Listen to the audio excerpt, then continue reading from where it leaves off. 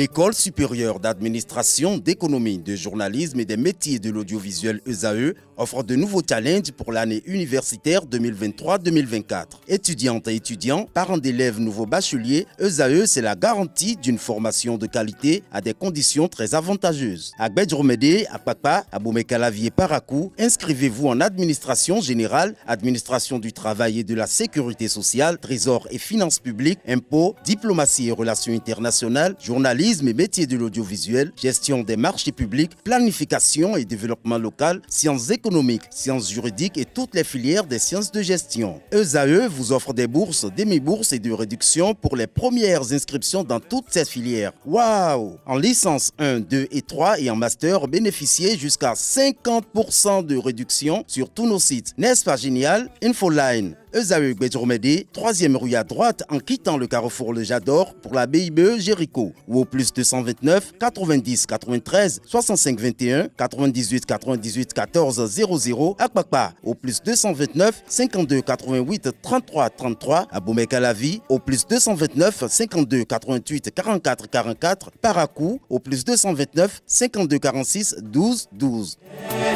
ESAE, l'excellence à un an. Bonjour à nouveau, chers amis internautes. Nous démarrons la une des journaux comme à l'accoutumée par la manchette de l'informateur qui nous propose ce matin déclassement du stade de l'amitié général Mathieu Kérékou de Cotonou. Des têtes vont tomber sur la question du déclassement du stade de l'amitié général Mathieu Kérékou de Cotonou. Le porte-parole du gouvernement et secrétaire général adjoint du dit gouvernement, Wilfried Léandre Rumbedji, a annoncé que les responsabilités seront situées. Mais au-delà, certaines sources bien introduites précisent que des sanctions pourraient être prises contre Thiès.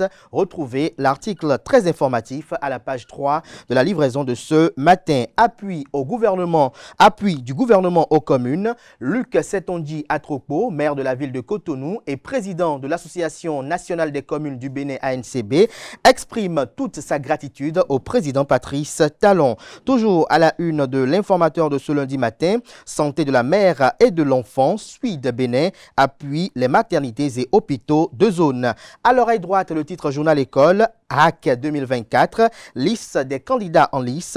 Une invite ainsi à découvrir dans les colonnes de sa parution les productions journalistiques des étudiants en formation sur les différents campus de l'ESAE, l'école supérieure d'administration, d'économie, de journalisme et des métiers de l'audiovisuel qui a ses campus dans les villes de Cotonou, d'Abomey-Calavi et de Parakou.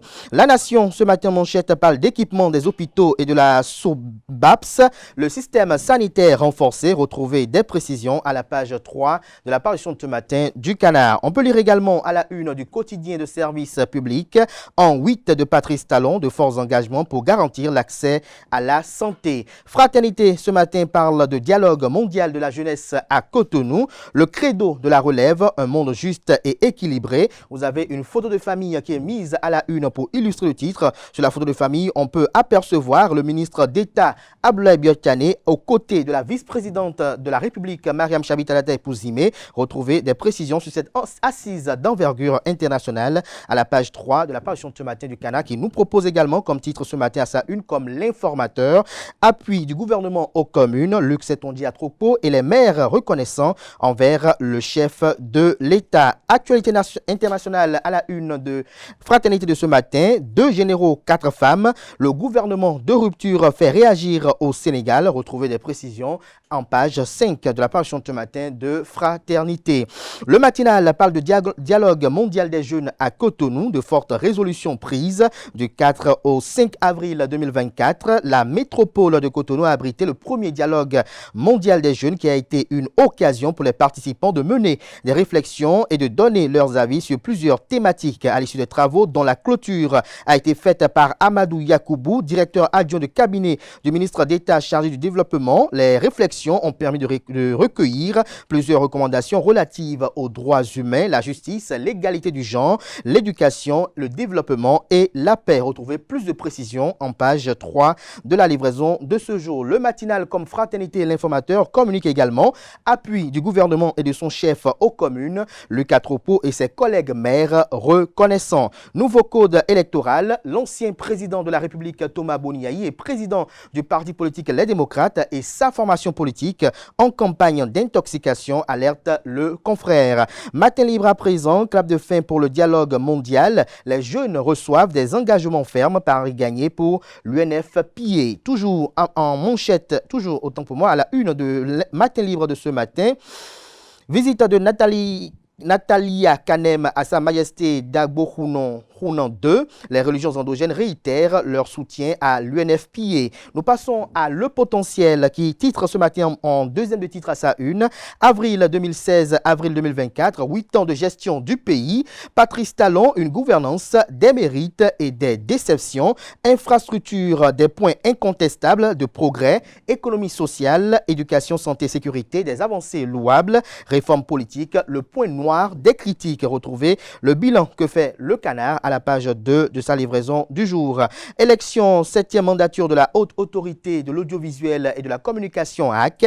14 candidats sur la ligne de départ. Le Matin titre ce matin à sa une, Cotonou, fin de travaux du dialogue mondial des jeunes. Le Bénin s'engage aux côtés du FNUAP pour le respect des promesses du Caire 1994. Nous passons à présent au quotidien L'événement précis qui consacre sa manchette de ce matin à Imelda Bada. Le Canard titre 8 ans de gestion du Bénin sous la rupture. Je cite, Patrice Talon a insufflé un vent nouveau au Bénin selon Imelda Bada. On ne pensait pas qu'après 1990, on pouvait descendre aussi bas. Réagit par contre Guido Soumitopé. Retrouvez les opinions contradictoires dans les colonnes de la page du matin du journal, précisément à la page 3 de sa livraison de ce matin. Rareté des pluies dans le sud du Bénin. Météo Bénin annonce une mauvaise saison agricole et fait des propositions. L'économiste ce matin en manchette parle de fin du premier dialogue mondial des jeunes à Cotonou, des recommandations de la jeunesse et engagement des dirigeants. Ablaye Biochane, nouvel ambassadeur des jeunes auprès des décideurs. Retrouvez les grandes résolutions issues de cette assise d'envergure dans les colonnes de la page ce matin du journal. Nassiara parle averti d'une campagne d'intoxication contre la formation politique. Le parti politique Les Démocrates avertit et prend l'opinion à témoin. Le Télégramme par contre ce matin propose en manchette déclassement du stade général Mathieu Kérékou de Cotonou. Où sont passés les 14 milliards de francs CFA dépensés? L'ancien et le nouveau ministre des Sports et des Loisirs sont donc interpellés, estime le journal. Pour enlèvement d'une femme, un homme condamné à 3 ans de prison. Cour suprême du Bénin, 5 personnes déclarées aptes aux fonctions de magistrat. Des précisions sur cette décision à la page 6 de la page ce matin du journal. Nous bouclons ce matin avec le quotidien Nouvelle Mutation. 6 avril 2016, 6 avril 2024. Ce qu'il faut retenir des 8 ans du pouvoir Talon est à retrouver à la page 3 de la page ce matin du journal. Ce sera tout pour la présentation de quelques titres parus ce jour dans la presse locale. Les quotidiens sont disponibles dans les kiosques, également accessibles en ligne pour ceux d'entre eux disposant bien évidemment d'un site internet. Place à présent au bulletin matinal d'information et à la page des sports.